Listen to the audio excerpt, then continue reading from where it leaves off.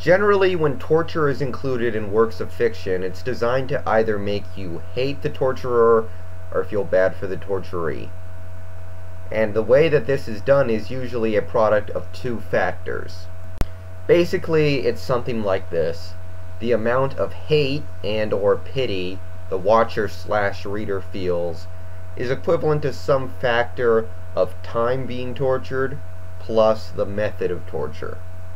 A good example would be the James Bond movie Die Another Day, in which James Bond was presumably tortured by the Chinese for some period of about 10 months with poisoned scorpions and such. So that's quite a long time, and it did make you feel somewhat bad for James. Another good example would be 24. In between one of the seasons, Jack Bauer was in the custody of the Chinese as well, and spent years being tortured by them. These characters have been tortured for 109 years. Years! And now think about the methods of torture. In the short story, we see a few examples of what Am does, and here they are. He melts out the eyeballs of one of the characters. He causes a massive earthquake that causes two of the characters to disappear for a time. He sends up a tornado that sends all the characters flying around for months on end. He plants a dead body of Gorrister at the very beginning, making the other characters think that he died a horrible death. He makes them eat worms and something that smells like boiled bear urine. And don't even get me started on what happens to Ted at the end of the story. Have you ever read one of those crappy fan fictions where the writer clearly hates one of the characters and basically spends the entire fan fiction coming up with unrealistic and kooky ways to make that character suffer? Well, if you gave one of those writers a bunch of meth and told him to write a story, he might come up with something about 1/10 as bad as this. The way in which these characters are tormented is very nearly so extreme it becomes unrealistic and impossible to take seriously. The key word here being almost. Am's method of torment is both, as I said before, physical, mental, and psychological. And because there are so many layers to it, I think most readers are going to be able to buy into it enough to at least take it seriously and feel the necessary emotions for taking the story seriously. I think the number one thing to talk about when discussing this story is Ted. I know I said there's not too much interesting about his character earlier, but to me the most important thing you can ask yourself about this story is, do I trust our narrator? It's not as if the unreliable narrator is a new concept. The Usual Suspects had one. Edgar Allan Poe used them at every opportunity he had. Fight Club obviously had one.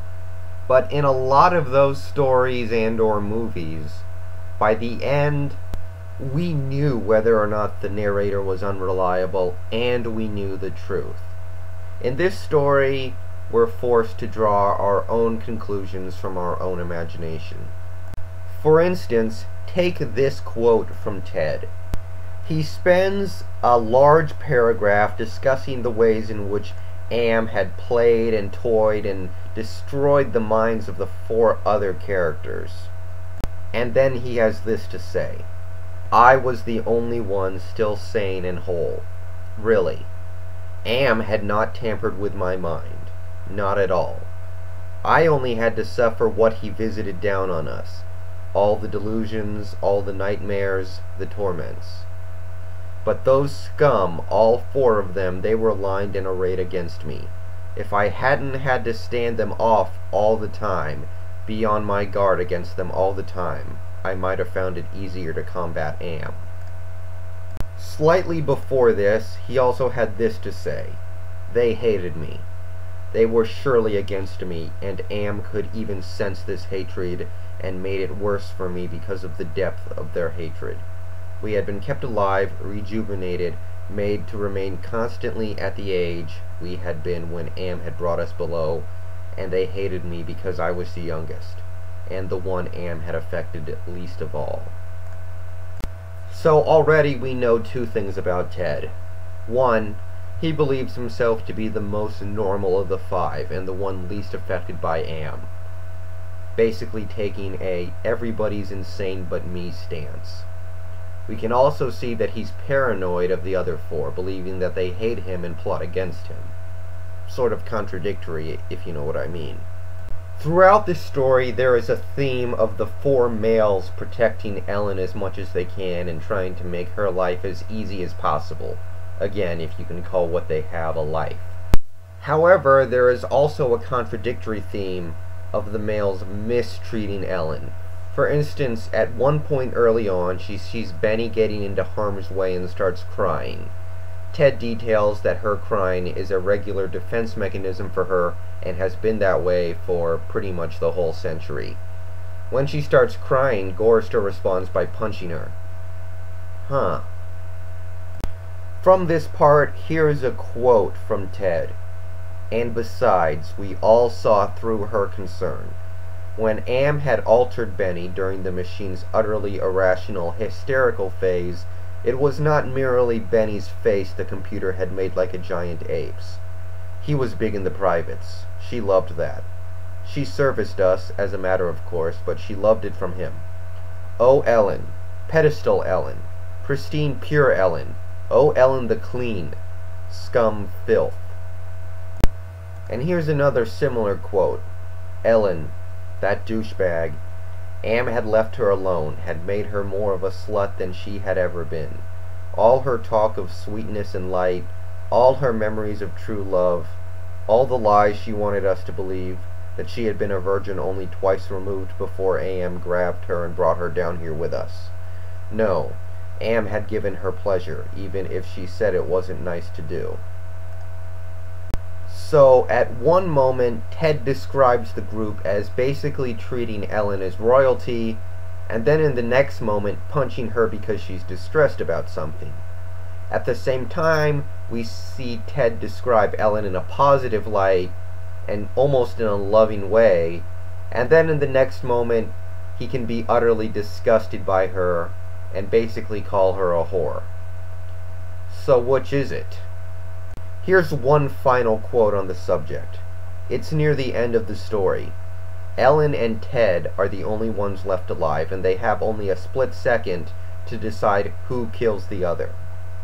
Surely the survivor will feel the full wrath of Am, so it's a judgment of who's going to be more selfless. And here's the quote.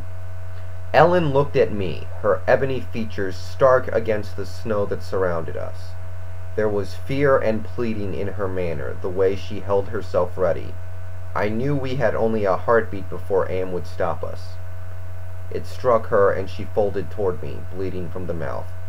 I could not read meaning into her expression. The pain had been too great, had contorted her face.